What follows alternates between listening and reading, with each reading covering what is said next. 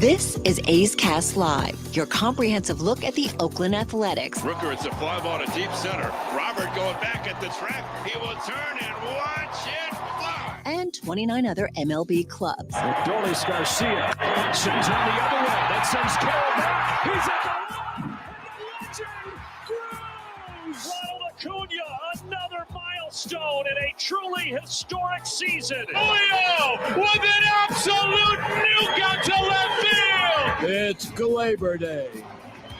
And like a good Glaber, Torres is there. Join us as we take you inside the baseball universe. From humidors to Stuff Plus to walk-off dingers, we have you covered. Spend your afternoon with us, only on A's Cast Live. Here's Chris Townsend. Good afternoon, everybody, and welcome to another edition of A's Cast Live. And it is a road game for us here today. Not only for the Athletics taking on the Cincinnati Reds. I might have to give my opinion on Cincinnati, Ohio. You're a big fan. Skyline Chili. Woo, Joe Burrow. You know what they say, if there's ever going to be the end of the world, go to Cincinnati, because then it'll happen 2 years later. Not my favorite town. I will not let you disparage my Midwest brothers and sisters like that. Not a big fan of Cincinnati, Ohio. But I sent a road trip to a great restaurant. He'll be telling us about it in the post-game show. If you're ever in Cincinnati, a little tip from Towny here. A place called The Precinct, Jack Ruby's Precinct. It's built on top of an old jail cell. It's an unbelievable steakhouse. And the only reason why I knew about it is Brent Musburger took us there, and you're like, oh, yeah, this is legit. So ever in Cincinnati, you go to the Precinct Steakhouse in Cincinnati. Trust me, you will not go wrong. The Cowboy Jeff Brantley, one of our all-time favorites, one of the baseball greats, you know, for someone like me growing up, watching Jeff Brantley pitch, a reliever, was fantastic. I remember watching pitch in college at Mississippi State. And then he's one of the guys that you think of as a player turned great broadcaster. And he does it his way. And he gives his opinion. And it's been one of the things for years about the Cincinnati Reds broadcast team is that they're not afraid to give their opinion. Of course, Marty Brennaman, who was there for years, Ford C. Frick Award winner, now retired, one of the great baseball broadcasters of all time, who once famously said, when Ken Griffey Jr. was a Cincinnati Red and having issues with him, he said, I was here before Ken Griffey Jr., and I'll be here after Ken Griffey Jr. Well, yeah, Ken Griffey Jr. went to the White Sox after that, and Marty Brennaman was still bigger than Ken Griffey Jr. in Cincinnati. So the Cowboy was a terrific Roland's Relief Man of the Year. A lot of people remember him in our parts with the San Francisco Giants. He was a terrific closer. We'll talk to him. We've got our Hot Take Tuesdays. One of my hot takes came true. We'll talk about that in just a little bit as there's some player movement. And who else we got today? Johnny D and Jermaine Dye. Jermaine Dye, that's right. Alumni Sunday. It was great having Jermaine Dye. Jermaine Dye was a really good athletic. Such a good person, and what he has done to help people, especially kids, since his career has been over, not only in the Chicago area, but in the San Diego area. So we'll talk to Jermaine Dye about that and his great times. He loved being an A. You know, his whole time, and Terrence Long will also talk to too on Wednesday. Their whole time here was the playoffs, right? So when you think about playing for the A's back then, you're in the playoffs every year, and you're in the thick of it. And you think of those playoff battles we talk about with the Yankees and the Red Sox and the Twins and all the great players from that era playing in the playoffs. And the A's, of course, had their share of the great players during that time. They never got out of that first round, but I'll tell you what, those teams were outstanding. And him coming over for the A's, that was a big push. And Terrence Long coming over from the New York Mets. And, of course, played a huge role with the A's for so many years and such a fan. When you got your own chant with a franchise and its fan base, you know you've made your mark. Yeah, it's pretty special. I remember I was a kid living in Pittsburgh at that time watching those teams. I was a big Giambi fan. And once Giambi left, I went to the Yankees. I still like the big three and Tejada and T-Long, and then Jermaine Dye was there. So, you know, not a lot of kids probably on the East Coast were paying attention to the A's. For me, for some reason, I just latched on because of Giambi and then watching those guys grow through the years and then obviously Moneyball. It's cool when we get a chance to talk to those guys because that's like not my fourth right into baseball because I could watch baseball beforehand, but like that was like that era, like those A's teams, Sosa, McGuire. So like seeing these guys come back, it's really cool and really special to be able to talk to them and hear their stories and what they're doing after baseball. Because both of these guys, Terrence Long, who you'll tomorrow, and Jermaine Dye today, I mean, what they're doing after baseball, and Jermaine Dye, what he did after he left the A's to win a World Series in Chicago. Like they had great careers, and what they're doing after and what their kids are doing is pretty special. I mean, Jermaine Dye's kids are playing football at Kansas. Yes, Kansas is a football school now. His daughter's a rower at the University of Tennessee. Well, you think about that era of baseball, right? It was people getting back into baseball. And as much as we've tried to shun that area, shun that time of baseball, that was the steroid era. And as much as we now want to push away from it and act like it didn't exist, yes, it was Cal Ripken Jr. and the streak. And then it was Sosa, McGuire. And then it was Bonds. And it was all the home runs that everybody else was hitting. And it was an exciting time in baseball. And there was such a tremendous group of players, of guys who would go on to be Hall of Famers and guys who now won't be Hall of Famers, but should be Hall of Famers. There should be a lot more guys in the Baseball Hall of Fame from that time. It was a great era of baseball. You had so much talent, such big names. You remember those all-star games and some of the battles in the all-star games. And then you think of the playoffs and just loaded. Those teams, I mean, you're looking at, you had National League teams that were loaded. You had American League teams that were loaded. The playoffs were great. Obviously, the Yankees had their run in 98, 99, 2000. 2001 is one of the most epic World Series of all time. When you think about Luis Gonzalez and all the guys that we've had on this program, from Matt Williams, who once coached for the A's, Bob Melvin, who was a bench coach, taking down the Yankees, and of course the Giants and the Angels would tee it up in the only all wild card World Series in 2002. And all during that time, here come the A's, right? It's 99 into 2000, 01, 02, and they write the book and the movie and everything.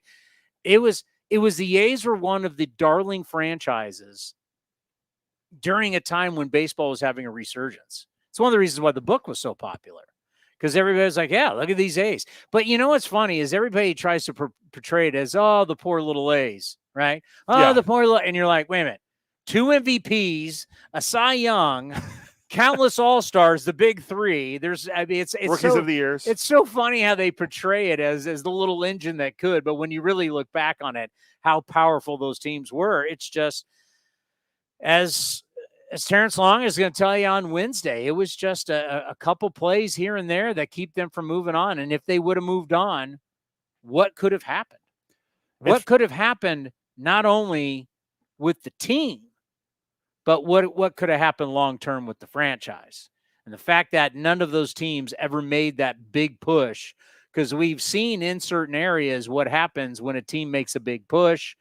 It can really drive the politicos. It can really drive a lot of different things. But that team wasn't able to do that. Before we get to Jeff, we're going to get to Jeff Brantley here in a moment. I don't know. We got to talk about the Maddux. The Maddux, what we call it, it's not a documentary, but the Maddux show that they did was phenomenal on Sunday. MLB Network, it should be on there now if you want to go back and watch it, or watch it. If you didn't watch it, shame on you, because it was so good. With not only the Braves guys, but the Bonds stuff, and Bonds talking about it. And to me, it just seems to come at a certain time. I don't know. I might be reading into this, but this was definitely a show, because you're bringing Randy Johnson on there. You got Glavine, you got Smoltz, you got all these guys, and it's really highlighting starting pitching. And this is coming out when, remember, the network is owned by Major League Baseball. The checks essentially are coming from Major League Baseball for the talent, the production, everything. Major League Baseball is telling that network what to do. And it just so happens, now obviously this had been in the works, but Jesse Ortiz from ESPN comes out. Jesse Rogers. Who's Jesse Ortiz? Great question. You said that before. And is that the MMA fighter? Might be. I'll do a quick Google search while you're explaining. Just so we know, so we can put a face to a name. So Jesse Rogers comes on this program, ESPN Chicago, came out with that article about Major League Baseball maybe changing rules to try and promote starters to go longer. And we just had Verlander talk about it. Was that on Sunday Night Baseball? Yep. So Verlander's talking about it on Sunday Night Baseball, how we need to get back to that. It's like all this talk now, because they've seen the rule changes work, right? They've seen the pitch clock work. They've seen the extra innings rule work, the bigger bases. The relievers got to face 3 guys. Remember the throw-over rule was like, oh, my God, I can't believe this is going to – Ricky Henderson was still $8 million back. The throw-over rule, really, we don't even talk about that anymore. So baseball has seen a bunch of rules be implemented and work. Well, now they're floating out this information, and then we have, of course, this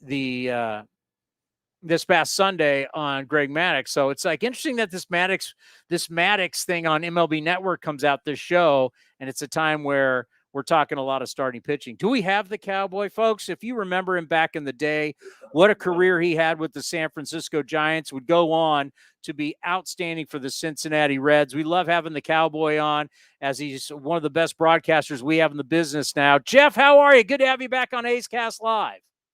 Good. How are you guys doing? We're doing well, and it's always interesting when the Athletics and the Reds hook up, because there's a lot of history there from 1972 all the way to 1990.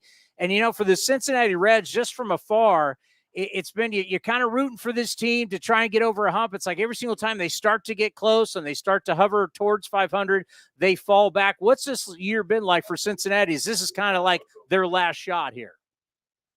Well, I think it's been kind of painful. There's been a lot of different injuries, both to position players right out of spring training. And at this point, you're talking about an entire different starting rotation. The bullpen's been healthy, but I can't imagine that it's going to last that much longer with the way that the starters have gone down. Because you're going to start having bullpen days. We've already started that, and that will take its toll in a hurry, especially when these things happen in August and you still have a month to go.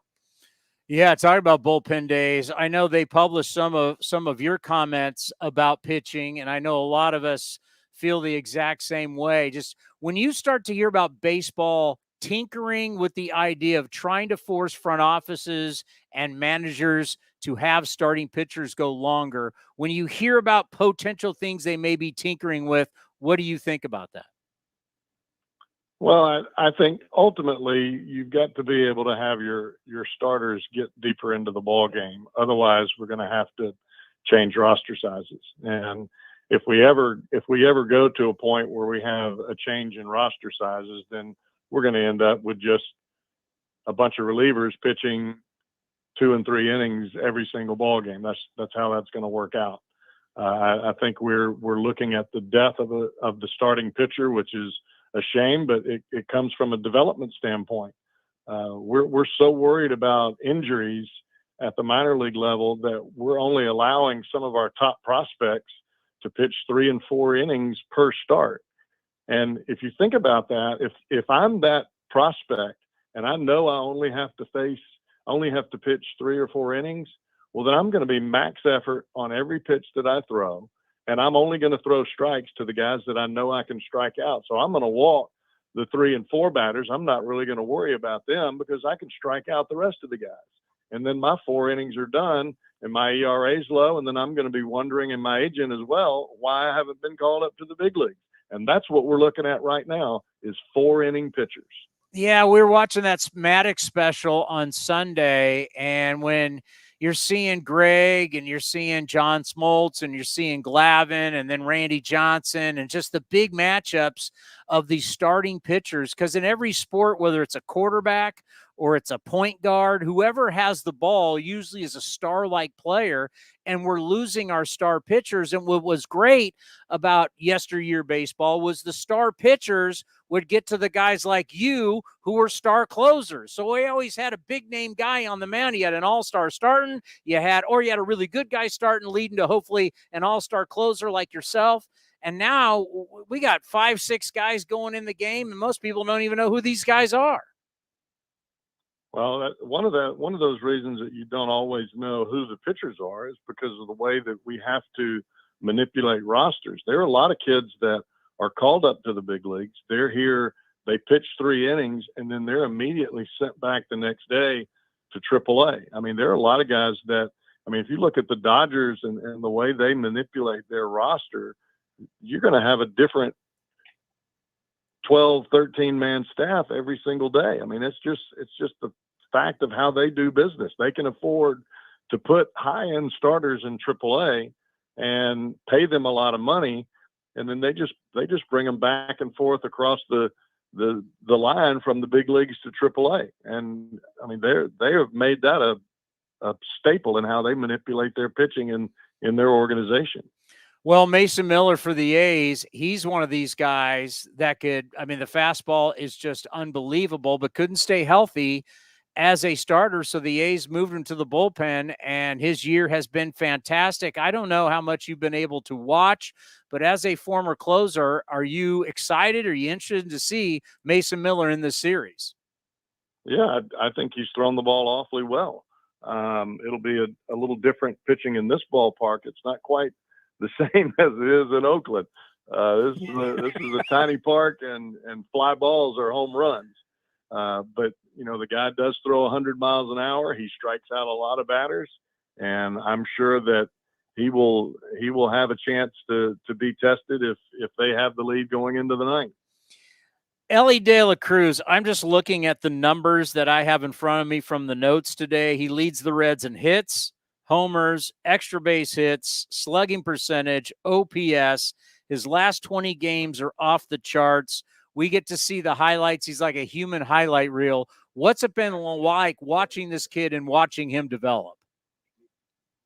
Well, I think when you're looking at De La Cruz, he's the one offensive guy on this club that has really made some progress from last year to this year. And I think we were talking about this when the Royals were in town. You look at Bobby Witt Jr. and De La Cruz is 1 year behind Witt Jr. as far as experience, and you see how much progress that Bobby Witt Jr. has made in his third year, and we're seeing kind of the beginnings of that progress with Elly. And I think that as you move along, as he moves along in his big league career, and he gets a chance to become more comfortable and more familiar with pitchers that he's going to face on a regular basis and how they pitch him, I think that the damage is going to show from an offensive standpoint. He's already shown when he's faced pitchers second and third time through, he's got a pretty good idea about what his game plan is going to be. 61 stolen bases and 22 home runs. I mean, he's got more than a month left to play to add on to that. I mean, when he fully matures and just has the game slows down a little bit and he fully understands his capabilities in this game, what kind of stats do you think he can have? I tell you, it's kind of hard to put a limit on the guy. I mean, he hits with the power of a Hank Aaron. I mean, he runs like the wind. There's not really a healthy comparison out there to him that is playing a premier position like shortstop.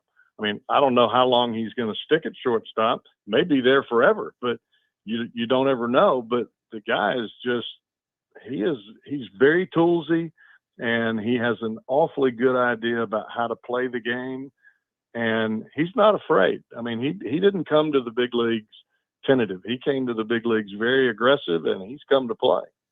Yeah, as a guy who pitched for so long in high leverage situations in your career, you know, you think about all the close games, and I know when the A's were really struggling in mid to late May and in June, the one-run games just killed them. Now they've gotten a lot better, and they've almost gotten to 500 in that category. But for the Reds, that's been a real big problem. One-run losses just throughout your career, whether as a player or a broadcaster. What does it say about a team that struggles in one-run games? I think it has much less to do with bullpen success and much more to do with lack of offensive power. I think when you look at what the Reds were able to do last year, when they were really in the top 5 as far as one-run wins, they were coming back all the time. I mean, the nickname around here was the Rally Reds because they didn't score early, but they always scored late. And I think for a ball club that has struggled offensively from the get-go. I think that's really where the main culprit is when you talk about not having one-run wins. Yeah, I wanted to bring up when Willie Mays passed, they had that great ceremony at Oracle Park, and a lot of your former teammates were at that ceremony, and it just got me thinking about that time. And, we've been doing a lot of reflection here because we just had our last ever Oakland A's versus San Francisco Giants Bay Bridge series. We will never see that again. Of course, the A's will play the Giants, but they'll never be the Oakland A's. And just, going back to your time with the Giants before you went and started with the Reds, you had a terrific career and a ton of success with those San Francisco Giants teams. What is it like when you think back about your career here in the Bay Area? Well, the first thing that I think about is the Earthquake World Series. I mean, how can you not talk about that when it comes down to A's and Giants? And obviously, as we move forward, that will be no more. But even though it was a sweep by the A's, it was quite a memorable series, especially with the Bash brothers on the Oakland side and Mitchell and Clark, the Pacific Sock Exchange on the Giant side. Kind of crazy, but I remember it seemed like every year we were playing some kind of series against the A's that took some meaning. I remember when they had the BART the first time underneath the bay, and people in the Bay Area were tentative because of the water factor. And they asked all of us during the Bay Bridge series to get on the BART and ride it over to prove to the people and to kind of give it some integrity that everything was fine on the BART going underneath the bay. And so we did it, and we're all thinking to ourselves, well, let's hope that thing holds up for us. But, a little intimidating for a Southern boy, but, we made it happen. But, those are the kind of things that I remember. They're small things, but they were big at the time. And you guys had some characters. I mean, you started talking about Kevin Mitchell and Will Clark, of course, Mike Krukow, where we'll see Krukow today here at the NBC studios. I mean, what a group of guys you had. You didn't end up winning a championship, but you won a lot of games, and Roger Craig, and it was a terrific time in Giants baseball history. Yeah, and a lot of those guys have carried on, not just myself in broadcasting, but you think about the two catchers that we had early in my career, Bob Brantley and Bob Melvin, both had very successful managerial careers. Melvin is still managing with the Giants, and Matt Williams is on his staff, and Brantley, obviously a broadcaster with the Arizona Diamondbacks. He's done that seemingly forever. I mean, there are just a lot of guys that were on those clubs that I played on that have stayed around the game, continued to give their input. And it's just fun to be able to know that you came up together with some guys that not only played hard, but they knew the game inside and out. Well, we always appreciate your time, especially before the game. Be well and have a great rest of the season. All right, buddy. Appreciate you having me on. The Cowboy, Jeff Brantley. Now, I hated the Giants growing up. Oh, really? But what I always loved about Brantley was, you don't remember. He used to have the shades on. I've seen images. He used to have the shades on. It's Candlestick Park. It's dark. It's windy. It's nasty. And Brantley's going out there with that nasty slide. I was like, this guy's badass. And of course, he went to the Reds and was just dominant. I mean, looking at his career, he had 44 saves in 1996. Roland's reliever of the year. 44, 172 in his career. I mean, what a great career he had. I mean, he was a dominant. His in Cincinnati, his career ERA was 2.64. What was their old stadium called before they went to Riverfront? Riverfront, that's right. So Three Rivers, where you grew up in Pittsburgh, it was Riverfront in Cincinnati. Before they went to the Great American Small Park, as people call it. Great American Bandbox. That place is terrible. Where are we? Oh, I just forgot. There was one thing we forgot to ask him. What? Joey Votto, Hall of Famer. We have time. Yeah. We'll have him on again. We'll have time. And that leads me. We got Johnny will join whenever. Kotze's talking right now. He's coming on after Kotze. So probably round 2. Well, that leads me into the one thing that I took away from the Maddux special. It was awesome.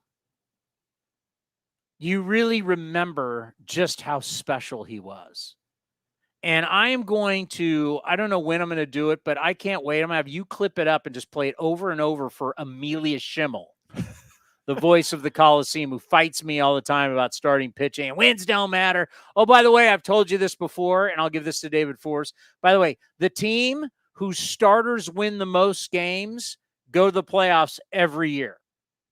It's guaranteed. It's like the one metric I've been able to find. If you lead in this category, it's guaranteed you'll be in the postseason. And it's never failed. By the way, who's leading it this year? You asked me this, and I knew the answer. That'd be the everyone thinks we're fans of this team, but the Yankees. No, you're a fan, not me. No, But the Yankees are. I'm a fan of what Aaron Judge is doing. Are they going to be in the playoffs? I think so. Yeah. I think they're up 2 Their games. starters have the most wins. And it's throughout. Go out. Fact check me. Go out like the political people do. Let's fact check. Go out and fact. Find me a season, a team, their starters led the league in wins, and they didn't make the playoffs. Go ahead, have fun. It's going to take you a long time, and you're not going to find it. So, Greg Maddux, Glavine, Smoltz, you saw Randy Johnson, the names. You remembered what starting pitching was all about. I have a big takeaway, but you start because yours from that. I want Cody to say, what was your biggest takeaway from watching it? And okay, yeah, I remember your big takeaway is kind of what I'm getting at. I don't want to steal your thunder. Mine's completely different. And it funny you brought Joey Votto, triggered it, because Joey Votto is a part. Maddux backed something up for me that I've talked about a lot. I talked about a lot with Jack Cust when I used to fight people in the park. Remember, I used to go out in the park. You weren't here. But back in the day, I used to go out in the parking lot all the time, and we'd barbecues, and I'd visit people and everything because I had more time. We didn't do the show. I'd go out, people, Jackie, and I'd rip Jack Cust. Oh, his Babbitt. And I'm like, Jack Cust stinks. Babbitt back then. Jack Cust, I know he didn't stink, but he was highly overrated. When Bob Guerin said Jack Cust is our best player, you're like, if Jack Cust is your best player, you got problems. And I was backed up by the fact that Jack Cust left the A's and played like 60-something games and then never played again. Yeah. This guy was so good. But anyway, your big takeaway. So, obviously, I've told you before, I've told everyone who watches and listens to the show, my favorite pitcher of all time, because I got to watch a lot of him towards the end of his career, but I've seen highlights and went back and watched older games. Greg Maddux, what that documentary showed me, besides how awesome of a character he is and how good of a pitcher he was, 355 wins, 3,000 strikeouts, great Padre, Dodger, Brave, Cub, is that it showed you that the prestige of the starting pitcher back then, the match, it was the Barry Bonds versus Greg Maddux, them two breaking down the at-bat, or Greg Maddux and Eddie Perez breaking down the Jeff Bagwell at-bat. So you're looking at Bagwell, Hall of Famer, and Barry Bonds, Hall of Famer. We're not talking Greg Maddux going up against some guy you never heard of before who was a whatever. And then Marvin Bernard. And he's come. Wow, you had to go there. Of all guys, he picked the guy on the wall. I'm like, I'll do it again. Bobby Estalella. What do you call him? Chestalella? Bobby Chestalella. You know what I might have to do since we're here? Because I'm taking the train home. I'll maybe walk over to Oracle since the Giants are playing in Milwaukee. Maybe I'll just go get another picture of Marvin and Bobby Estalella on the wall. I've never seen that dumb wall. Not dumb wall. I've never seen the wall, and I'm never going to go over there. It's on 3rd Street. Couldn't tell you. It's right on. I didn't know either until I saw it. I haven't been to that ballpark since before COVID. 2019 was the last time. Yeah, when we went, right? 2019 was the last time I was at Oracle Park. But I took away missed it. It was the prestige of the starting pitcher, like the aura around Greg Maddux and Randy Johnson, the guys that pitched in that era. I almost said Mike Hampton. Well, he was on that team. One of those teams, Smoltz and Glavine. Like, you're looking at those guys, 3 Hall of Famers, 4 Hall of Famers with Johnson. Just the aura of those guys. If you want to go back to the Braves, I mean, Steve Avery, Denny Nagel. He pitched there a long time. Well, the thing that I want to run for Amelia. Hold on. Let me mark the tape. Yeah, mark the tape. Because there's always this belief that, oh, my God, he pitched a good game, but he didn't win. It's not his fault. And then it's the, oh my God, he's pitching against the other. He's not pitching against the other pitcher. What did Maddux say in this documentary? Every single time he went out there, he wanted to outduel the other guy. But these sabermetric / Amelia Schimmel people have tried to act like, oh no, you're not pitching against the other guy. Well, that era of pitchers feels it. You felt when I was going out there, I had to pitch better than the other guy on that day. When we've tried to take responsibility away from players, we've tried to take numbers and separate from wins and losses, right? I went out and I pitched 6 good innings. The team lost. It's not my fault. Everything's not everybody's fault. What's the one thing you hear all the time? It's not fair. It's not fair. It's not. Well, what did Greg Maddux say in that special on Sunday?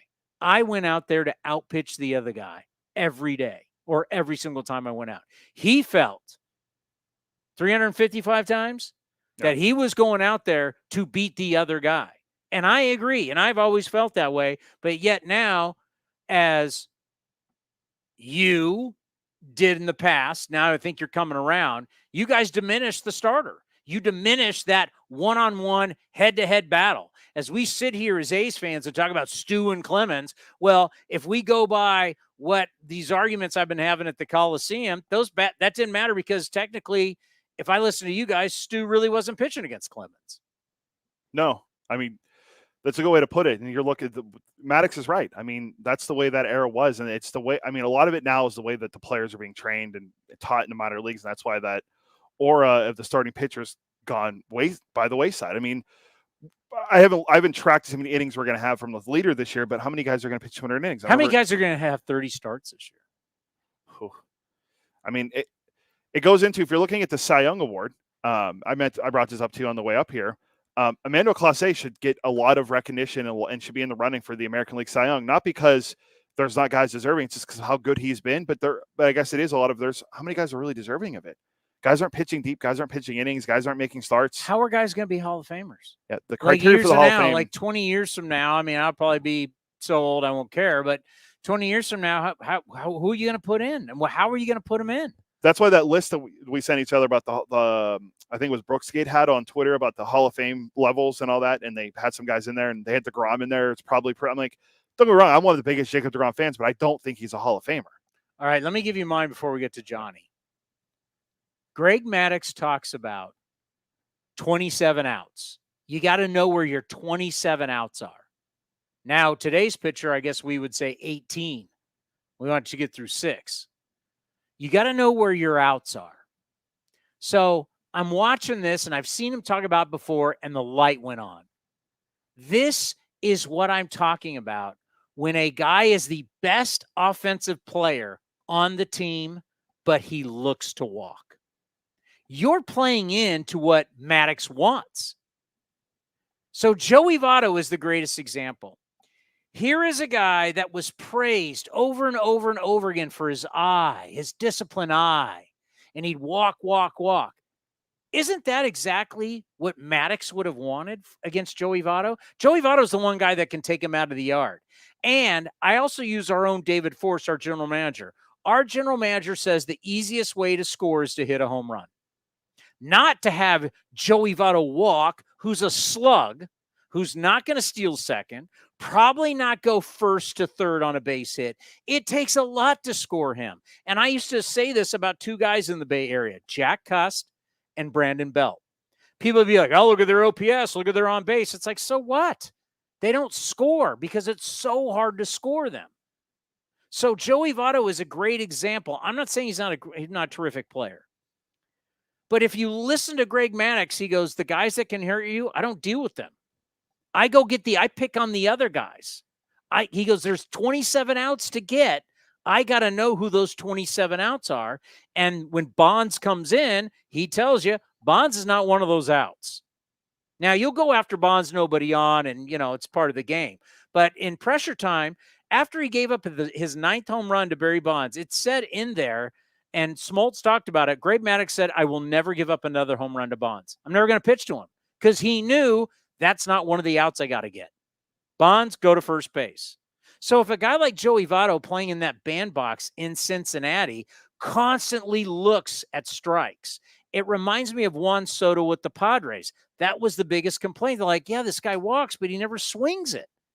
So if the best offensive player in the game is not, or on the team is not going up there to do damage, and you're just taking your walk, Maddux is going, thank you, because I'm just going to get the other guys out. You're the issue, and if you don't want to swing and I don't have to deal with you, I've got 18. That's a brilliant way to look at it. No matter what the names are, I got 18 outs to get for modern-day pitchers. For their arrows, 27. Who are the 27 outs? And right now, Juan Soto is having a great year. Why? Because he has to swing it because he's getting pitched every night because you got Aaron Judge behind you. But the minute I wonder, like the Giants are talking, oh, we're going to be in the Juan Soto sweepstakes. If Juan Soto comes to San Francisco and he's got no one behind him, no one's going to pitch to him, does he go back to being that guy, lawyer ball, who all of a sudden just walks, and then it's like, thank you.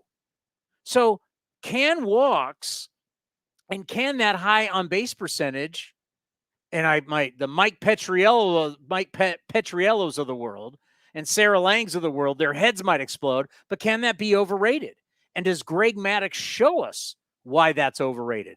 I don't want to deal with Juan Soto. He's a slug. I'd rather put him on first base or Joey Votto on first base because it's so hard to score him anyway. The percentages say he's not going to score, and I'll go get everybody else out. But if Joey Votto goes up there looking to do damage and maybe leave the ballpark, now I got problems. Because Joey Votto proved to us later in his career when he said, I'm going to try and hit home runs. How many did he hit? 39 or something like that? Yeah, it was like his career high or close to his So all of a career sudden, you're having your career high in your late 30s. Well, in your prime, you didn't.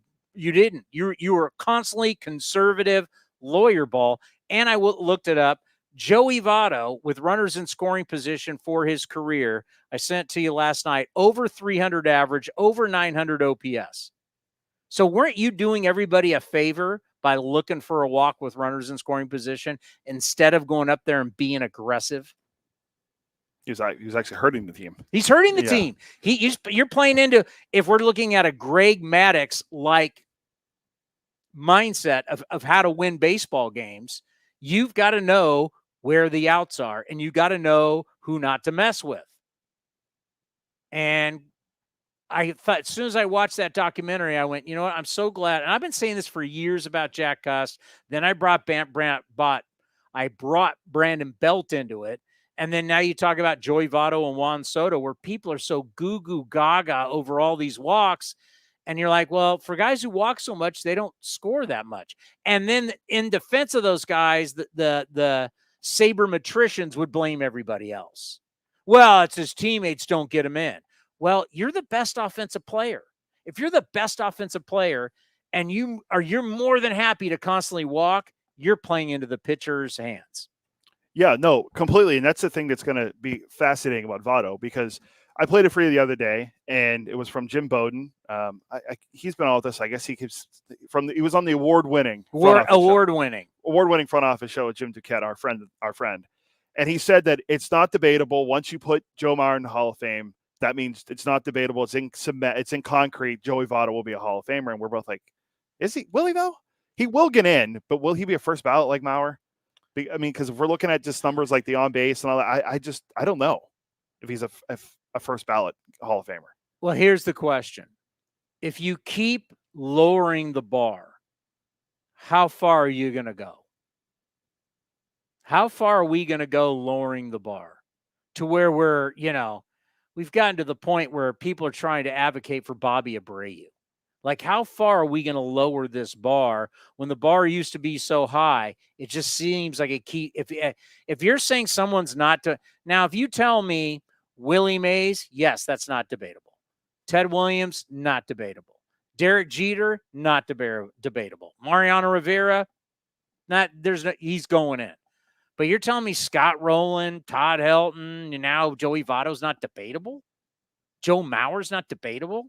Buster Posey's coming up here is not debatable? Whoa, careful. I mean, come on. Joe Montana, Tom Brady, not debatable. They go right in, right? Patrick Mahomes, I got to wait and see. Lawrence Taylor, not debatable. He goes right in. There's certain guys that are in. Ricky Henderson, it's not a debate. But a lot of guys are. The greats of the greats, I get it. But you're going to tell me Joe Votto, that's not debatable? Come on. As Bryce Harper once said, that's a clown take, bro. Oh, well, speaking of takes, he's here. Mr. Cincinnati. Hey, guys. How are you, Johnny? Fantastic. How are you? What'd you have for dinner last night? You know what? Just had like a kind of some snacks, some hummus and some pizza, and then just nothing crazy last night. Yeah. You didn't delve into that pasta that they put some type of chili on it and they call it Skyline chili. You didn't do that? Not yet. Everybody tells me I got to do it, Towny, but I haven't done it yet. It's Not terrible. yet. It's terrible. Right? I don't. It doesn't do anything for me. I don't know. I remember the first time I saw it in Cincinnati. It's in the press room of the Bengals game. And I look at it and I had a hard time. I'm like, wait a minute. Why would you have spaghetti noodles with chili? Yeah. I don't like it's spaghetti. I mean, so basically this is your Skyline chili is essentially spaghetti. I know. I don't know. And so, but I'll do anything once. So I tried it and it's just, I don't get it. I'd rather just have spaghetti. Or chili, but not together, right? Right. Exactly. And if you want to put like little noodles or something in your chili, whatever your family recipe is, but I mean, they're the thick Skyline chili. A lot of people don't know. Like out here west, they have no idea what it is. So just to educate everybody, it's the thick spaghetti noodle. Yeah. It's not like the angel hair or thin pasta. Right. It's the thick spaghetti noodle with and it doesn't taste like, like up at Sacramento, up at like John Esquaga's, they do the chili cook-off. Yeah. Right? And they do the rib cook-off. By the way, that's something we got to do. Oh, we got it. I have always wanted to do that, but I haven't been able to do because it's during baseball season. You know me and ribs, Johnny. I have to go to the rib cook-off. Oh, I watched it firsthand at Farron's, man. I didn't even talk to you for 20 minutes. You're like, leave me alone. I'm in my ribs. You just locked in. Game on, baby. Game on. Like a hobo on a hot dog, as they used to say. Exactly. But you go to a chili cook-off, nobody's putting spaghetti noodles. Right. Yeah, I don't get the fascination with it here. I don't get why they're famous for that. I'm surprised, but that's what they are. So I don't know. And then they're saying I got to have like I got to have a Sky Dog here or whatever. Like they just everybody's talking about it. So I don't know. What's the Sky Dog? Yeah, there's a Sky Dog here. Same concept with chili on the dog and everything. It's a chili dog. I'm okay. I'm good with that. Right. Yeah, I can do a chili dog. Yeah, or just not poor game. Not poor game. You'll be feeling it tomorrow. Right. Exactly. When's the last time you had a chili dog? Towny, I have not had a chili dog in a couple years. That's factual, man. I really haven't. I'm not going to go out on a limb here. I think a chili dog is a young man's game. I think so too. There's just things as we get older, Johnny. Hey, when I was 16, I could wolf down 4 chili dogs. Now, I just don't know if that's really a good investment. I think it's intelligent. I agree. Especially this bet I have with Dallas. It's not going to help. It's not going to help me. So. Are we able to publicly, not the amount, but are we able to publicly talk about that? Yeah, why not? Sure. So Dallas Braden is worried about Johnny. So he says to Johnny, because Johnny's a big man. How tall are you? 6'2", 6'3". 6'3". I think it's 6'3". Johnny has enjoyed his new gig with the A's and traveling around the country and putting some money in his pocket. And what happens when you feel good about yourself and you got more money and you got some prestige? You start living life on the hog, right? So Johnny put on some LBs. I did. And that's okay, right? Yep. I mean, you treated yourself, and you should. You spent how many years in the minor leagues? For sure. 30 years. 30 years in the minor leagues. You get to the big leagues, you should. He's going out. He's having steak dinners. He's living good. Well, what happens is you put on a little weight. So Dallas cares about Johnny and challenges him to lose weight. They've got a bet. And Johnny's lost a lot of – I mean, my man here, Cody's lost a ton of weight. He's nothing like him. He's my inspiration. Nothing like he has. But yeah. Oh, that means a lot. My doctor said to me yesterday he's never seen anyone lower their A1C as much as I have in the time that I did. So that was impressive to hear that. Well, you look good, man. Pulling for you, Johnny. Pulling for you. Appreciate it. What's the So right now, Towny, right now, guys, I am at about 239. I got to get to 221.5 or lower by Thanksgiving. And I weighed in at 259 in Baltimore. So I'm down about halfway home, about 20 pounds down and 18 to go. So, yeah. Well, you and I are the same weight. Yeah. You're also a couple inches taller, so it makes more sense for you. So I still need to drop some more weight. But yeah, it's been about 50 for me, close to 50 since good February. For you, man. That's fantastic. Good for you. Now you got to do that on the Wednesday before Thanksgiving. No, the Thanksgiving morning I weigh in. That's the weigh-in. We're going to live stream it. Yeah. Yeah, because you do not want to. Yeah, you got to get that done before Thanksgiving. Thanksgiving into Friday, Saturday, even Sunday is that's a hard one. Right.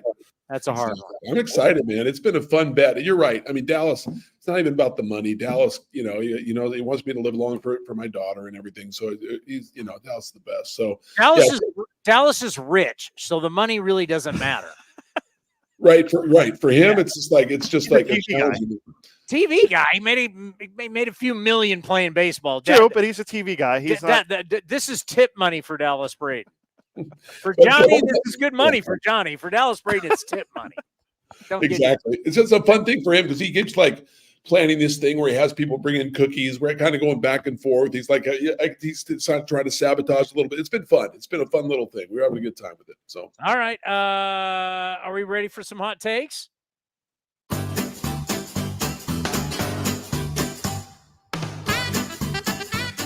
Every once in a while, you hear a really good sports hot take. I don't think we're seeing Juan Soto for 5-6 guys. No.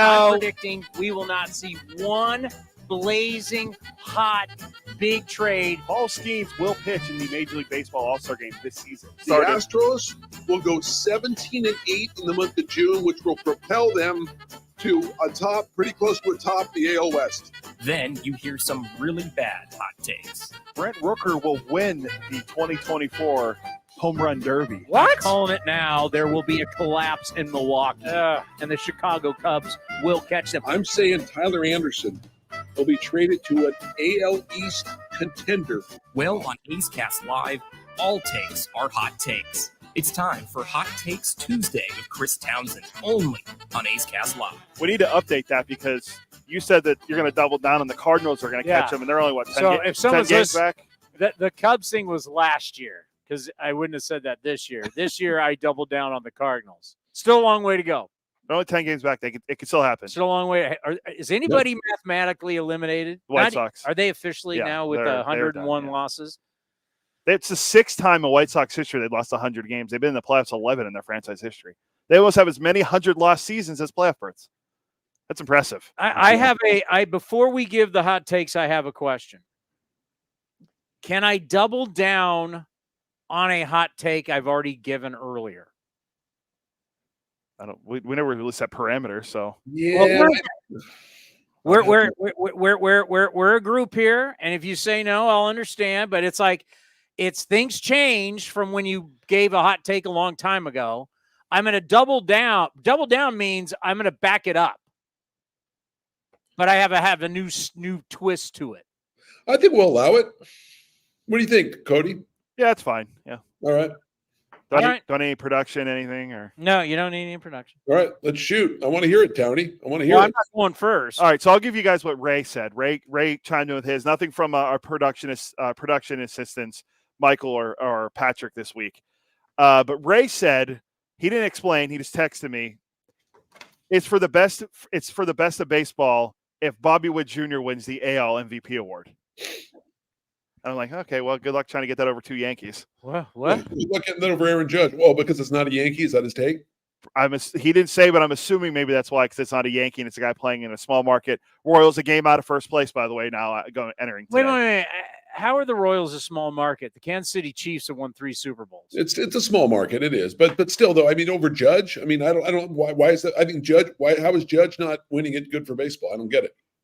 I don't agree with it either. I just need more of it. But I just put it on there for him. I said I would do it. So we need to have a and something I haven't written down today, but I don't think we'll get to it.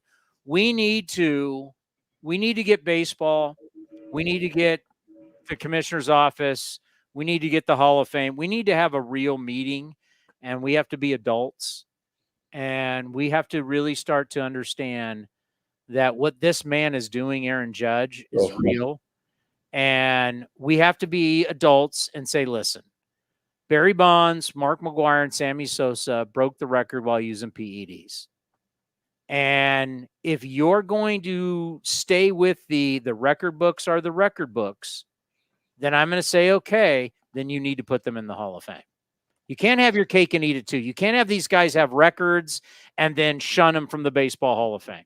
I agree. Right? The records are the records. Yeah. Also, I don't know if you read that article, Towny, but the article that had what Judge is doing against velocity that we've never seen before is insane. Like what you look at velocity now compared to 8 years ago, 10 years ago, 15, 20 years ago. It's insane what he's actually doing. It's his velocity. He's not getting his due, and it's not fair. And then when he gets asked about it, he has to go, no, Barry's the champ. He's hit 62 and broke the record. He could break his own record. This should be the record. And whether you want to talk asterisk, whatever, but people are trying to have their cake and eat it too, right? No, the records are the records, but keep them out of the Hall of Fame. It's like we can have an adult conversation, and we can say we need to honor Aaron Judge as the single season home run champ because he broke the record. He did it during testing. He's been tested. The other guys, they were on PEDs. This man needs to get his due. But if you fire back on me on that, then I'm going to say, okay, if we go the records are the records, then you can't shun these guys from being in the Hall. You got to put them in the Hall then. Exactly. I mean, we just watched a Greg Maddux special, and all we heard from the greatest pitchers of that era tell us that Barry Bonds is the best player they faced. You talk to anybody who played in that era, anybody, it's to a man. Everybody I talk to, it's Barry Bonds. There was nobody better than Barry Bonds in his era. Nobody. So it's an adult conversation that we can have because no one's wanted to have it. No one's really wanted to sit down and say, listen, bring the Hall of Fame because the Hall of Fame sets its own rules because they're independent of baseball. But have baseball, have the Hall of Fame and go, guys, what's best for – because right now what's best for our game would be to honor Aaron Judge with these young kids who didn't watch Bonds and who didn't watch McGwire. We have this whole, as we just did the Little League game, right? We have all these kids who are watching, and Aaron Judge is a great role model for these kids. He's a terrific guy from what we understand. We should be showering this man with praise because he's truly doing historic stuff. He's truly breaking records, doing it the right way, and he's not getting his due. So we as a sport, we're not getting our bang for the buck out of it. I'm with you. I mean, what he's doing is it should get more national press. It's getting some press in the baseball community. It's getting obviously, but I just think it's like, I don't know, man. It's weird that we're trying to hold on to what the steroid guys did. No, you can't change the record books. And it's like, oh, but then we're going to shun them out of the Hall of Fame. It's like, whoa, you got to do one or the other. You got to be all in on these guys or you got to be out because it's not where we are in 2024. We should be high. Like, Aaron Judge, we should be breaking away to every at-bat. Sports Center, which has gone to football season, should be – this baseball could be us, as much as I hate the Yankees, our sport should be capitalizing on Aaron Judge, but we can't because they're going to be like, well, that's not the record. Bonds has the record, so what's the big deal? Sad. It's not right. Yep. I agree. All right, so I'll go next. I'll give you I'm going to give you a couple numbers here, Johnny.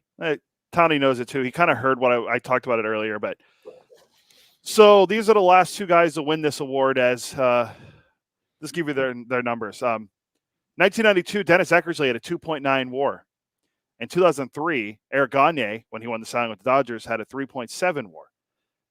Guardians closer Emmanuel Clase, mind you, who pitched in 4 straight games the other day, is 4-2 with a 0.6 ERA, 38 saves in 60 games. He has a 3.7 WAR. My hot take is Emmanuel Clase will win the 2024 AL Cy Young Award. Wow, that's a wild take. It's a good take. I mean, it's a great take, hot take. I like it. I mean, he's having that kind of year, right? I mean, hey, at one point he saved 4 straight games. Yeah. I mean, Clase he's answering the bell every round. He's coming out and fighting. And when you're going, I mean, I'm not going to question Stephen Vogt, but at some point, as the Indians have come back, the Guardians have come back to the pack, he's burned the hell out of his bullpen. He's burned them. I don't know how it will work out in the very end or the postseason, but I mean, starting pitchers? I mean, Skubal. I mean, starting pitchers. We talk about all the time. We're talking about changing rules now. Starting pitching, the numbers are so weak. When you just hear, "Hey, he finally won his 10th game." I mean, how many guys are even going to go 30 starts this year? I mean, it started with, I was going to say. So it started with Greinke. Remember, Greinke won 13 games and won the Cy Young, or maybe it was King Felix. One of them had 13 wins and won the Cy Young because of all the underlying numbers. Right. So it's just but he still had 200 innings and 30 starts, and he had all that's those. what I'm saying. No, I understand that. I'm just saying wins are different now, and it's just a different time now for sure, as far as what we're looking at with starting pitching for sure. The other guy besides Skubal will probably be Corbin Burns in the American League. You could look at it's having a great year. I mean, Lugo was up there, but Lugo's had a rough couple starts. Yep. And he's been a great story coming. What he signed for and all that. But yeah, I think Clase's been probably the most valuable pitcher in the American League for a team that's fighting to keep themselves in first place because they're only a game ahead of the Royals now. It's a hot take because you rarely see relievers win it, right? So I think it's a really good take. I like it. All right, so what's yours? My hot take is this, and it does have to do with the A's, but it also has to do with the Reds. And look, it's very warm here in Cincinnati. Ellie De La Cruz will be an A at some point. Ellie De La Cruz is going to be an A? I didn't. That's not my hot take. Oh. My hot take is in this 3-game series, count them, there will be 11 home runs between the two teams. That's an average of almost 4 a game in the next 3 games. There'll be 11 home runs at least in the next 3-game series. That's a lot of home runs for a 3-game series. I think it's going to happen. I almost feel like Spinal Tap. No, turn it to 11. You're what? 11. I know it is, but I never saw it. He didn't want to go to 10. It only went to 10. He wanted to turn to 11. The rock star. Exactly. So that's my hot take. There'll be 11 of them. A lot. There'll be a lot of long balls. I'll tell you what. This could get Rooker. If Rooker gets on a tear in this series, that could propel him to get to 40. That's what I'm really I mean, look, is 40 realistic for Rooker with 30 games left or 31 games left? It's probably not. But I would love to see if he can get 3 or 4 this. You never know. I mean, what would you set the over and under? If you're saying 11, what would you set the over and under at? Like 8.5, 9.5 for the series? I would say 7.5 or 8 because they're still hard. I mean, look, even though it's a Cracker Jack box and the ball, flies here, I still think that's a lot. Yeah, it's a lot of home runs. I mean, it really is. I mean, if you have 5 home runs in a game or 4 home runs in a game, it's a lot of home runs for a game. So I think I was going to say 12, but I think 12 is realistic. I said 11. But 12 would have been a more blazing hot take. But I think it's 11. The A's and Reds are both in the top 15 in baseball in home runs hit for as a team, so it could happen.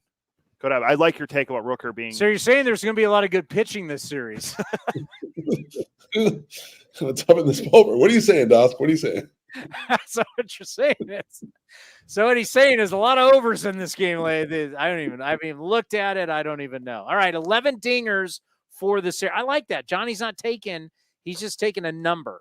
And he's shooting for a number. It's kind of like when Ken and Vince go to Chicago and we set an over and under on how many times they'll say South Side. I love it. I have a drinking game, right? Welcome to the South Side of Chicago. South Side of Chicago. The Pale Hose. We never checked to see what the number was this year. Oh, they hit the over every year. I mean, they're like 3-4 deep before first pitch of every game. All right. Are you ready? I'm going to double down. You know how you have a bet and then you're going to make another bet on that's with that bet? Everybody following me? Yeah.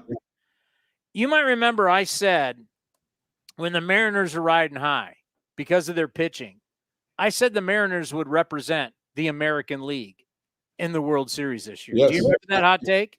Yep. Well, to support that hot take, I'm going to double down because I believe in one of the great leaders of men, Dan Wilson. Mariners Hall of Famer Dan Wilson, as you know. Do you realize former Reds draft pick? Since was he really? Yeah, Jim Bode talked about how he drafted him and traded him to Seattle. Well, I don't sit there and grind the award-winning front office. Award-winning front office, exactly. Yeah.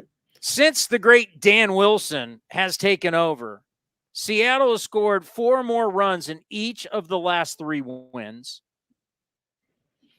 Seattle has taken 3 of 4. They took 2 out of 3 from the Giants, and they won their first game yesterday against the Rays.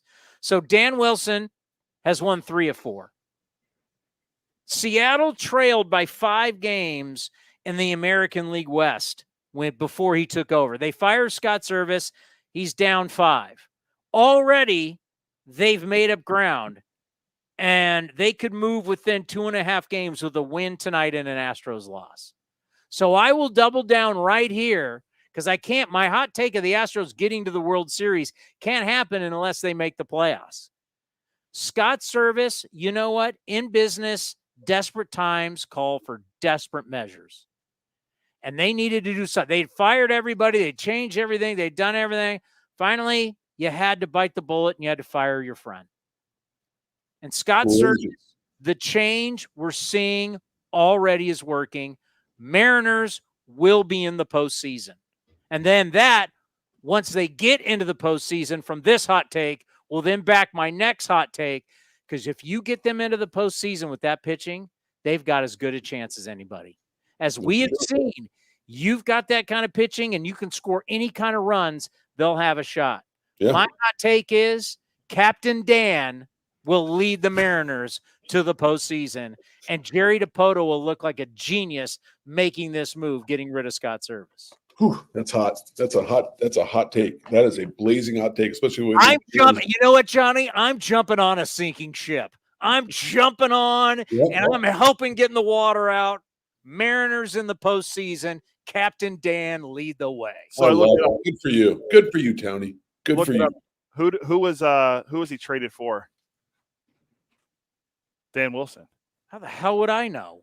Brett Boone was in the deal that he was traded from Seattle to Cincinnati. How about that knowledge and that brain? How about that brain, Towny? Brett Boone and Eric Hansen. Hey, I had to teach him today. He was on this class A for the Cy Young. I had to teach him how Mark Davis won the Cy Young as a closer back in 1980. He didn't even know who Mark Davis was. He didn't know who Willie Hernandez is with the Tigers. Oh, I knew Willie. He won the MVP too. Okay. All right. But Mark Davis had 2 good years, and then it's a joke. Towny mentioned he signed a big contract, and with who? It was a big free agent. Well, I know the answer, so it's huge. Because I told you. Diamondbacks. Royals. All right. He actually, if you want to talk about when Johnny Doskow and I was a young broadcaster. I don't think Johnny. When was the last time you were really young, Johnny? That's such a tough question. I don't know. I mean, I feel young every Let's day. go back to Chris Townsend has just finished his illustrious college pitching career and now doing San Jose Giant games. I'm down in High Desert. The High Desert Mavericks in Adelante County had Mark Davis pitching. That's right. That's why I said that. I was kind of half joking, but yeah, he was a Diamondback. And that's when I first met you, Johnny. And he big me. Oh, he big. Oh, here we go. Here we go. All these guys in the Cal League, big league me. They had no idea at the time I was working at KMBR too. They were big leaguing me like I was some nobody. Revisionist history guy. Oh my God. Pumpkin from the small town of San Jose. I remember. Are you kidding me, bro? I remember. You got me back in 2012 then, bro. You got me back in 2012. I'm glad I don't remember big leaguing you, but I'm glad I did. No, you know who big leagued me was the guy at Lancaster. Oh, he did? Dan Hubbard? I couldn't even tell you who it was. I love you now, Towny. We're all good, so it's all good. They love you now. That today it could change by the way, a little later. Was the High Desert Mavericks, super cool logo, super cool ballpark. It's just you were the neighbor of the Mojave Desert, so it was hot and windy. But the ballpark was great. It was beautiful. I loved it, man. There's not a team there anymore, is there? No, they were out of the Cal League before most of the teams. Yeah, they were out. So yeah, but that was a crackerjack box. Talk about a great place to hit home runs. Oh my gosh. Talk about great bars in Adelante County. Yeah, well, that's another Hot Take Tuesday. We'll talk about that. So on the way out, Johnny, since you're in Cincinnati, put you on the spot right now. Joey Votto, Hall of Famer. Yes. First ballot. Is it debatable though? Yes, it's debatable. I agree with all this is debatable. Like all this stuff but when Mauer got in, it changed a lot of things for me. I just did. If you're going to put lowering, or is it How low are we going to take now that we're like, well, Mauer, Posey, Votto, Scott Roland? Careful of Posey. How low is the bar going to go? I know, Towny, but that's the thing. When Mauer got in, I don't think you can. That's why Votto, it's almost not debatable because you put Mauer in that way. It's almost not debatable about Votto with the numbers. Like it's not. Like I want it to be debatable, but because they put Mauer in so quickly, it's like, okay, well, then there you go. That's what we're doing. I'm telling you, before you know it, it's going to be Bobby Abreu has to be in. It's like Bobby Abreu. I mean, come on. I hear you, buddy. Bobby Abreu. I got you. You know what the problem is? I don't know if you've heard this joke, Johnny, but when I go to that plaque room, I'm walking right by Scott Roland's plaque. You're not going to even acknowledge it. I won't even look at it. Wow, shots fired. Red's great. Yeah. There are a lot of Reds. Oh, you want me to go see Henry Aaron? You want me to go see Babe Ruth? You want me to go see Ricky Henderson? Or you want George Brett, Mike Schmidt, Willie Mays, I'll Joe DiMaggio? I'll go see Joe Morgan and Johnny Bench since we are in Cincinnati. The great job. I think we did. I don't know if you know this. During COVID, we had him on when we were rerunning the games. We did Joe Morgan's last interview. I'll go see Joe Morgan. You know what? I'm not going to Todd Hilton. I hear you, buddy. I mean, look, I didn't know Todd Helton. I thought these guys were borderline guys. I mean, Helton and Roland. I didn't think Mauer was a borderline guy. I thought eventually he'd get in. It's just different now. Just very different. I don't know. It's but because of that, Votto's got to be in. I mean, Votto will be in. Yeah, I agree. I think in the end, I'm not joking anymore. In the end, I would put Votto in, but it would take a while. He's not a first ballot guy. He's not. If we're going to go now, there is I've always liked that. Is he a Hall of Famer or not? You should be able to decide. And if we said how many of these recent guys, if we said Hall of Famer or not, are they not getting it? Yeah, I know. You get one shot. If we said you get one shot, you're up on the ballot, you're in or you're out, because that's how it should be. You shouldn't have all these years to rehash it and rethink it. And, hey, is a guy a Hall of Famer or not? Yeah. A lot of these new guys wouldn't be getting it. We're getting softer, Johnny. I hate to say it. We are. All right. I'd like to give you I don't give you career advice because you do what you do and you do it really well. I like to give you life advice. What do you got? Don't do the chili dog. I'm not going to. Thank you. That's great life advice. Thank you. Stay away. I will. Just trust me. You'll be texting me. You're right. You're right. You're right. I mean, how many times do I already text you? You're right. I mean, all the time. Let's be honest. And whatever you do, don't do two. No chance. No chance. Have a good call. Hey, by the way, in the third, yeah, I'm going to have a cut. We talked to the Cowboy, Jeff Brantley, about his time with the Giants. Yeah. They had the Giant guys BART over to Oakland under the water for the first time because people were kind of freaked out about it. So they had Brantley was one of the first guys. They had Giant players BART underneath the water, underneath the Bay Bridge over to Oakland. Wow. They're a little story on that. Yeah. So I'll have that for you in the third inning. All right, brother. See ya. See you guys. Bye, Johnny. What are we talking about today? Peak performers. That's what we're doing on NBC. We're going to talk Shohei, Judge, and Ellie. Well, I'm going to, while you look at that, it triggered me to think of this because you were talking about Johnny, seeing him in high desert back in your early broadcasting careers. And made me think of this tweet I saw earlier. Andrew Bailey was drafted, debuted, won the Rookie of the Year, became teammates with Rich Hill in 2012, retired, and became Hill's new pitching coach on the span of Rich Hill's career. Because Rich Hill got caught up by the Red Sox today. Oh, by the way. So that's going to be, if he pitches, that's pitcher number 800. Where's my happy trails?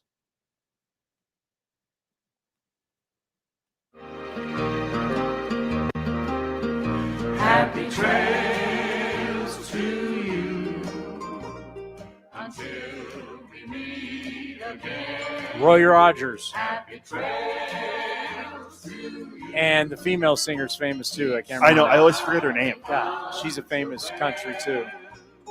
Who cares about the clouds that we're Anybody following the Boston Red Sox lately? Remember my hot take of burying the Red Sox? Who is it? Dell Evans. Okay, then I was wrong. It's just Roy Rogers. Happy trails, Boston. Boston over the weekend got swept by the D-backs. And then followed that mess up with getting swept yesterday in a doubleheader by the Toronto Blue Jays. Oh, by the way, it is Dale Evans. That's Roy Rogers' wife. That's good Roy Rogers knowledge.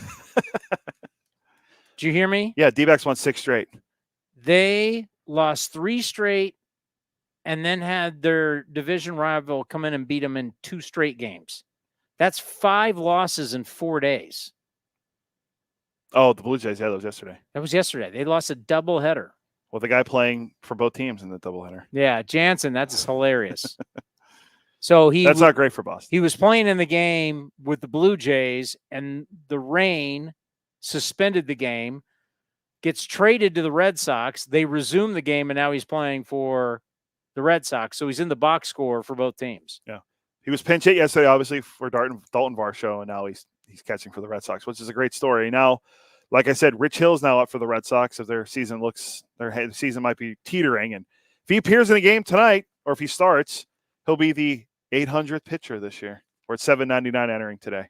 On this date, 1982, Ricky Henderson surpassed Lou Brock for the single season stolen base record. Henderson stole 4 bases that night in Milwaukee and would finish with 130 stolen bases. I don't think anyone's going to break that record anytime soon. Well, Ellie De La Cruz tonight leads everybody in baseball. He's on pace for, I think, 75 maybe? He's got 61. Where are my A's notes? He's got 60. Why am I losing my train of thought? He has 61 stolen bases. That's 20 more than the next closest player, Shohei Ohtani, at 40. He's playing shortstop. He has 61 stolen bases. By the way, we even got into that. Shohei Ohtani getting the 40-40 over the weekend. We haven't talked about that? No, because it was over the weekend, right? It was over the weekend. Well, you know what? It's a huge deal. No question. But it's still, it's about him getting 50-50. Yeah. No one's gone 44-44. No one's had 44 more home runs and 44 more stolen bases. He gets that easy. So he'll be in a class all by himself there. So we've had the 40-40 guys, but no one had at least 44 home runs and 44 stolen bases, right? 4 4 4s. Mm-hmm. And I'll throw up the 4s in honor of Lawrence Butler. Nicely done. But 50-50. We got how many games are left? 32, 31, whatever it is. Yeah, let me listen. It's the Dodgers. What's the 27th, right? So we're not even. I'll see how many games. We got about a month left because the last day of the season's what, the 29th? The Dodgers have, I think, 31 games left. 30. He's got 31 games. How many dingers does Shohei have? I'm getting to him right now. Shohei has 41 home runs and he has 40 steals. That's what it's all about. Also, pursue the Triple Crown too. I mean, that's pretty special if he can do all that in one season. He's a little behind in batting average, but. By the way, my Judge thing, we got to get back to because I really believe in that. I really believe we have to have an adult conversation, and that you can't have your cake and eat it too. You can't protect your record books and then shun guys out of the Hall of Fame. You either got to be in on these guys or you've got to, because we're hurting ourselves as a sport of not promoting this greatness of Aaron Judge. We're literally hurting ourselves. We need as much positive promotion and to get kids involved and to have this mammoth man, this Paul Bunyan-like figure doing what he's doing for the prominent team in our sport. And we're not capitalizing on it because we want to hold on to Bonds' 73. Seriously? It's bad for the sport. It's bad marketing. And think how they act about it now. They're like, Aaron Judge, it's the Yankee record. It's the American League record. It's because we can't totally celebrate it. And then we can't totally celebrate Bonds because his 73 was with PEDs. So how dumb is our sport that we have these records that we can't celebrate? We can't fully celebrate Judge because we say it's not the record. And then we fully can't celebrate the record because it was done by a PED guy. What in the are you doing? So you got to be all in on Bonds and the Hall of Fame and all of that, or you got to be all in on, hey, those guys were on PEDs, however you want to do it, asterisk what, adult conversation. and start honoring Aaron Judge as an all-time great and doing all-time great things. Think about how dumb that is. You can't go all in on Judge because of Bonds, and you can't go all in on Bonds because of PEDs for a hallowed record. That is flat out dumb. It's bad for the game. It's bad for marketing. It's bad for promotions. It's bad for everything.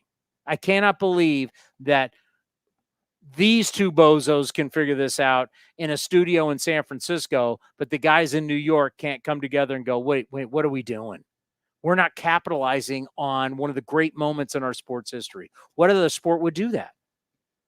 They wouldn't. No, exactly. And it's crazy too. Like this, just everything to Judge. I mean, the home run race for Judge is awesome. But last night, robs a home run, throws a guy out, doubles him off. He has his 1,000th career hit. He's only the second player ever to have his 300th home run before his 1,000th career hit. The only guy, Mark McGwire, which is a pretty crazy stat if you think about it.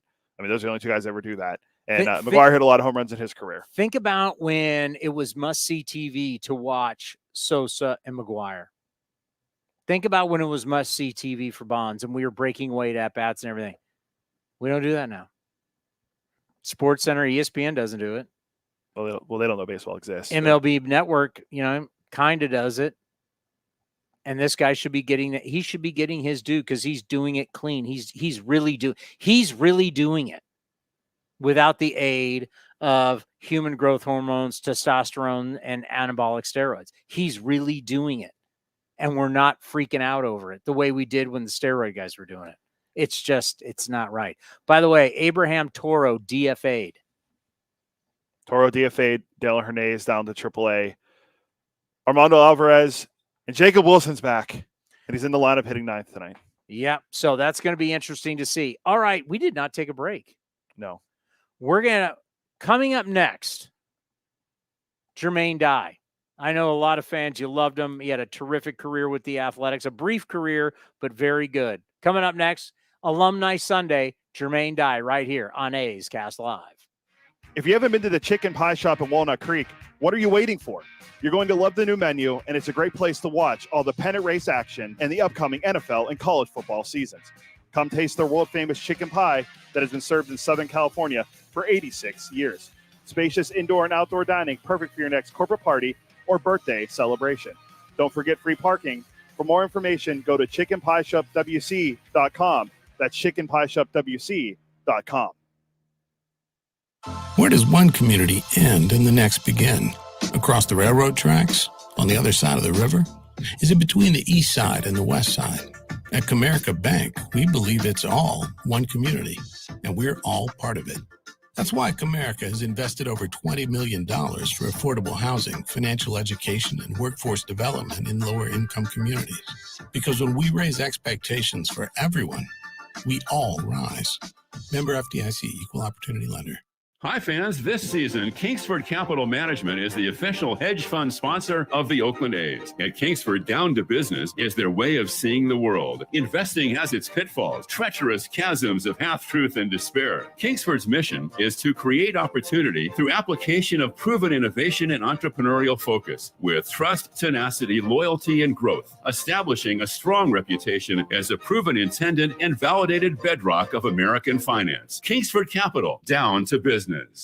Hey, Oakland A's fans, step up to the plate with Xfinity Internet. Get the fastest speeds and low-lag streaming for an incredible viewing experience that knocks it out of the park. And you'll have a consistent connection with reduced buffering and freezing, so you can stay in all the action inning after inning. When it's game time, make sure to catch it all with internet that's powerful and reliable. Stream sports from the best seat in the house with Xfinity, because it's only live once. Actual speeds vary and not guaranteed. Many factors affect speed. For factors affecting speed, visit xfinity.com/network management. This is the place where you can dance like nobody's watching, win like nobody's business, and get away like you mean it. So what are you waiting for? Come join the party. Take that evening out and make it a night you'll never forget. This kind of action can't be beat. It's summertime, and I can guarantee you probably need to redo your wardrobe. You want to look good and you want to feel comfortable. This is Chris Townsend, and you got to go check out my friends at Link Soul. They've got all the finest fabrics. You're going to love the shirts, the polos, the shorts, you name it. Redo your look for summertime. Go to linksoul.com right now and you can get an offer for 20% off. Remember, in the big leagues, to play good, you got to look good. With more sunshine returning, it's time to get outside and make the most of what Cinnabar Hills Golf Club has to offer. Like 27 championship caliber holes tucked in the beautiful hills of San Jose. And take advantage of their amazing Bay Area views for your next special event. It's all for you at Cinnabar Hills Golf Club, an award-winning venue designed to peacefully take you away from the bustle of Silicon Valley. Go to CinnabarHills.com. That's CinnabarHills.com. Being a Chevron car these days has been quite the adventure. Miami to Seattle, ocean to ocean. I've stopped at so many states and collected so many bumper stickers. Sometimes I feel like a moving passport book. It's just so great what I can do with Chevron with Techron, because it gives me unbeatable mileage and keeps my engine clean. Plus, there are so many Chevrons along the way.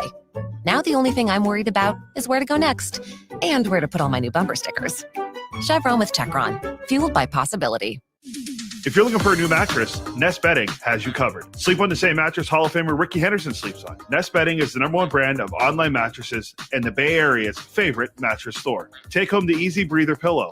The New York Times calls it their #1 pick. You can navigate their easy-to-use website, nestbedding.com. That's nestbedding.com. Green and Gold fans, use the coupon code Oakland and you get 10% off your entire order. Nest Bedding, love where you sleep.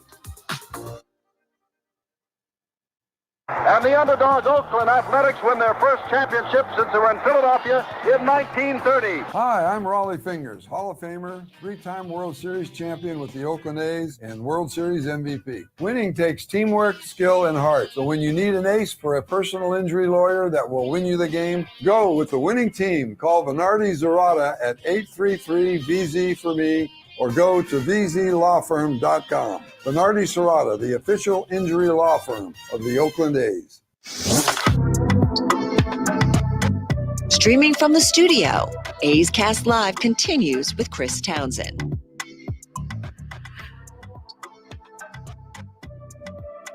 Nice Sunday here at the ballpark. Jermaine Dye is with us, and it is great to have you back. How are you? I'm doing great.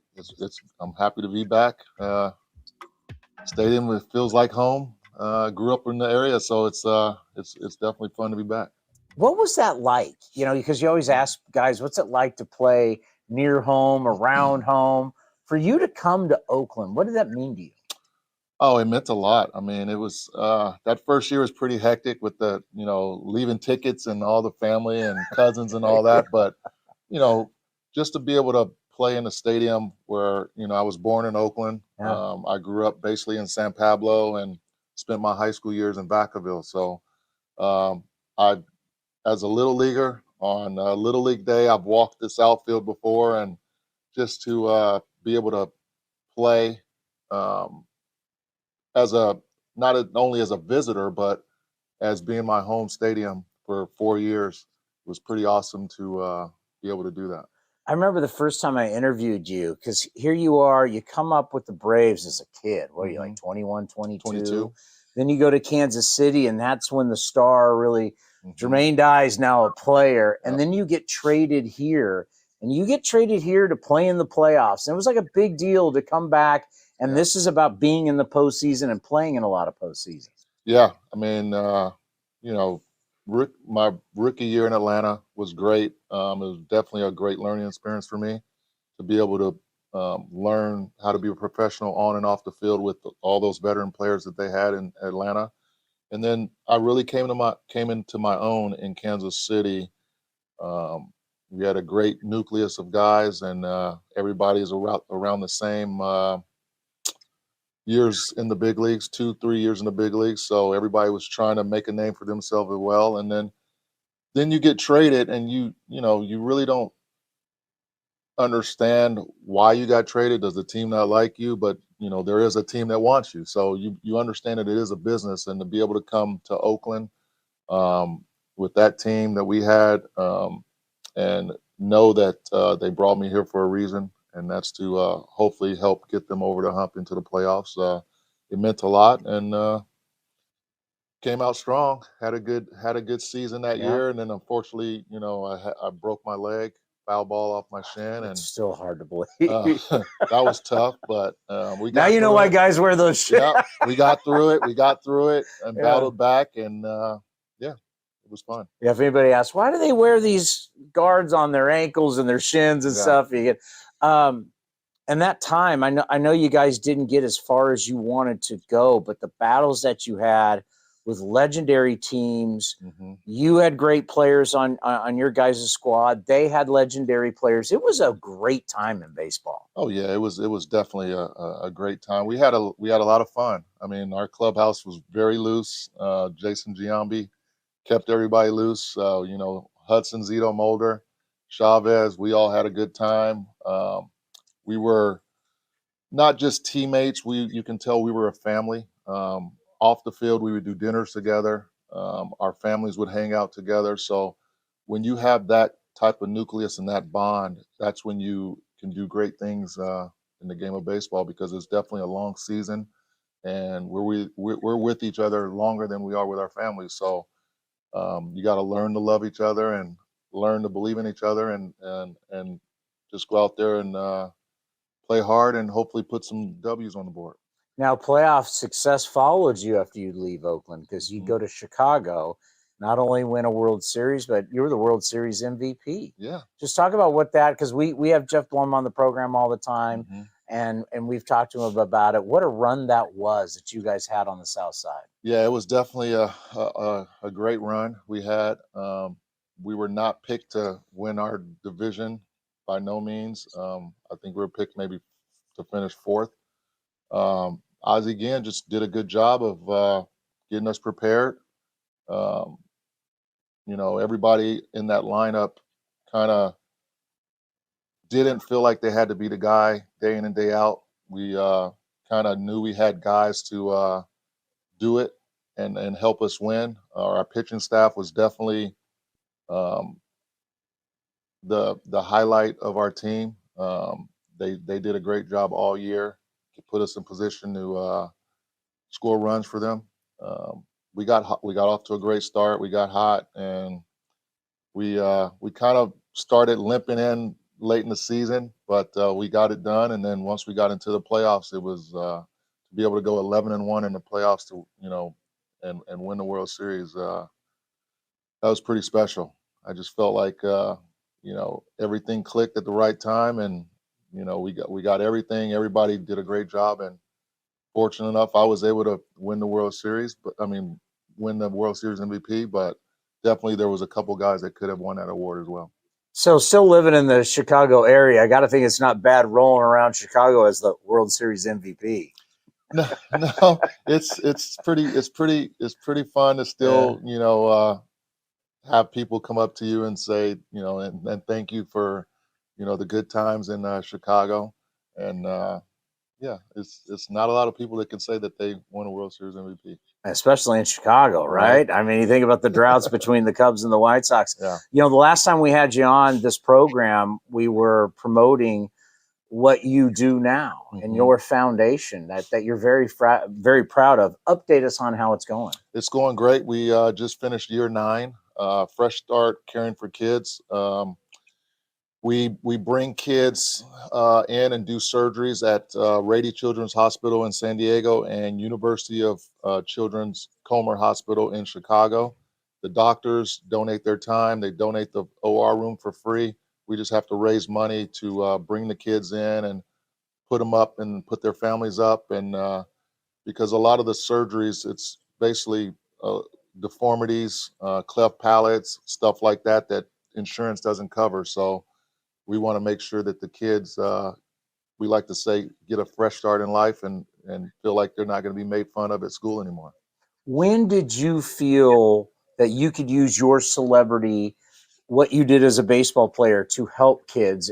And how did this come about? And why did you take this on? Well, I think I've always been involved in kids. I kind of grew up going to the Boys and Girls Club, so that was kind of my charity throughout my career, just bringing Boys and Girls Club kids out to the ballparks. I did that a lot in Chicago. I did a national commercial with Boys and Girls Club. So just kids in general. I just, love putting a smile on their face and, hopefully give them, 5 to 10 seconds of meeting someone that they watch on TV or I just love to see kids smile. And, I've always been big advocate of doing and using my platform to help out in anything that involves kids. I remember when you got traded here, it was a big deal, right? It was a big deal that you were coming. You were a big bat. And I just realized again, you were number 24. I did. Ricky Henderson's number. I was like, that's right. Yeah. Ricky Henderson's number wasn't retired. It was not retired. Was that I don't even remember. Was that talked about or was that just? Oh yeah, it was talked about. I mean, when I first got here, one of our catchers had number 24, and I was actually shocked that it wasn't. I forgot it wasn't retired. Yeah. It wasn't retired. So I had wore 24 on my past teams, and he said that I can have it or whatever the next year. So I was like, okay. And then Ricky Henderson obviously doesn't. He's like, don't get too happy with that number. I'm like, how is it not retired yet? And I said, it's good luck. You were one of my favorite players growing up, so I'm happy to be wearing your number.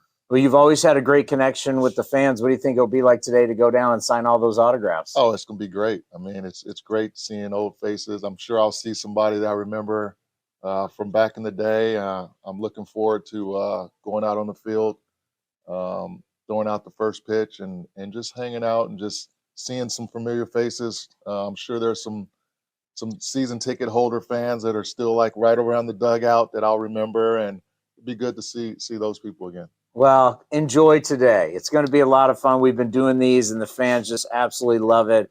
And to get to see it one more time, and congratulations with everything that you've done after baseball. It's really special. Thank you. Thank you so much. The great Jermaine Dye right here on A's Cast Live. And that's going to do it today for A's Cast Live. We want to thank Jeff Brantley, Reds radio analyst and 1996 Roll A's Relief Man of the Year, Johnny Doskow for Hot Takes Tuesday, and Jermaine Dye from Alumni Sunday this past weekend at the Coliseum, along with Terrence Long, which you'll hear tomorrow on A's Cast Live. Coming up tomorrow on A's Cast Live, you'll hear from Terrence Long, see Trent Rosecrans, who covers the Reds for The Athletic. We've had him on before. He's tremendous. And we'll have Laura Britt from NBC Sports Bay Area, not to talk completely about the Giants, but to talk about the Olympics, because she'll be in studio hosting Giants pre- and post-game live for NBC Sports Bay Area tomorrow. So A's Cast Live tomorrow, again at 1 o'clock here in the Bay Area. Coming up next, A's Total Access with Jessica Kleinschmidt, getting you ready for the A's and the Reds. And, well, I'm not going to steal Towny's lineup. I'll talk to you after the ball game. But Towny and Jess will talk to you guys after the ball game. We'll see everyone tomorrow right here at 1 o'clock for A's Cast Live. Thanks for listening and watching. Hey, Oakland A's fans, step up to the plate with Xfinity Internet. Get the fastest speeds and low-lag streaming for an incredible viewing experience that knocks it out of the park. And you'll have a consistent connection with reduced buffering and freezing, so you can stay in all the action inning after inning. When it's game time, make sure to catch it all with internet that's powerful and reliable. Stream sports from the best seat in the house with Xfinity, because it's only live once. Actual speeds vary and not guaranteed. Many factors affect speed. For factors affecting speed, visit xfinity.com/network management. Where does one community end and the next begin? Across the railroad tracks? On the other side of the river? Is it between the east side and the west side? At Comerica Bank, we believe it's all one community, and we're all part of it. That's why Comerica has invested over $20 million for affordable housing, financial education, and workforce development in lower-income communities. Because when we raise expectations for everyone, we all rise. Member FDIC, Equal Opportunity Lender. This is the place where you can dance like nobody's watching, win like nobody's business, and get away like you mean it. So what are you waiting for? Come join the party. Take that evening out and make it a night you'll never forget. This kind of action can't be beat. This is Chris Townsend, and it is summertime. You want to look your best, and I can't tell you how excited I am. Commander Cody, we've got our new shipment from Link Soul, all the summer gear. So whether you're playing golf or you're going out for dinner, you're hanging out with your buddies, or you're going to the beach, go see our friends at linksoul.com. And right now they have an offer where you can get 20% off. Go to linksoul.com. Remember, in the big leagues, look good, play good. Hi, fans. This season, Kingsford Capital Management is the official hedge fund sponsor of the Oakland A's. At Kingsford, down to business is their way of seeing the world. Investing has its pitfalls, treacherous chasms of half-truth and despair. Kingsford's mission is to create opportunity through application of proven innovation and entrepreneurial focus with trust, tenacity, loyalty, and growth, establishing a strong reputation as a proven intended and validated bedrock of American finance. Kingsford Capital, down to business. With the sunshine returning, it's time for golf, and more golf at Cinnabar Hills Golf Club. Cinnabar Hills is also your destination for great food with their beautiful renovated restaurant and quality craft beer selection at their full bar. Featuring a grass driving range and 27 championship caliber holes, Cinnabar Hills Golf Club is the best public course in the Bay Area. For more information, go to cinnabarhills.com. That's cinnabarhills.com. Ever wondered what a 30-foot tall pistachio looks like? A giant redwood or Big Sur? Chevron with Techron will be there to help you see them and tons of other places you have to see to believe. Because with unbeatable mileage and a clean engine, cars feel great. So next time you want to fill up on a little adventure, an awkward family photo, or a new commute to work, make sure to fill up at Chevron's along the way. Your car and your memories will thank you. Chevron with Techron, fueled by possibility. If you're looking for a new mattress, Nest Bedding has you covered. Sleep on the same mattress Hall of Famer Ricky Henderson sleeps on. Nest Bedding is the #1 brand of online mattresses and the Bay Area's favorite mattress store. Take home the Easy Breather pillow. The New York Times calls it their #1 pick. You can navigate their easy-to-use website, nestbedding.com. That's nestbedding.com. Green and gold fans, use the coupon code Oakland, and you'll get 10% off your entire order. Nest Bedding. Love where you sleep. If you're looking for a great place to eat and watch games, go see our friends at the Chicken Pie Shop of Walnut Creek. The Chicken Pie Shop is one of the hottest restaurants in Walnut Creek. You're not going to find a better menu, and come try their world-famous chicken pie that has been served in Southern California for 86 years. Spacious indoor and outdoor dining, perfect for your next private party or corporate event.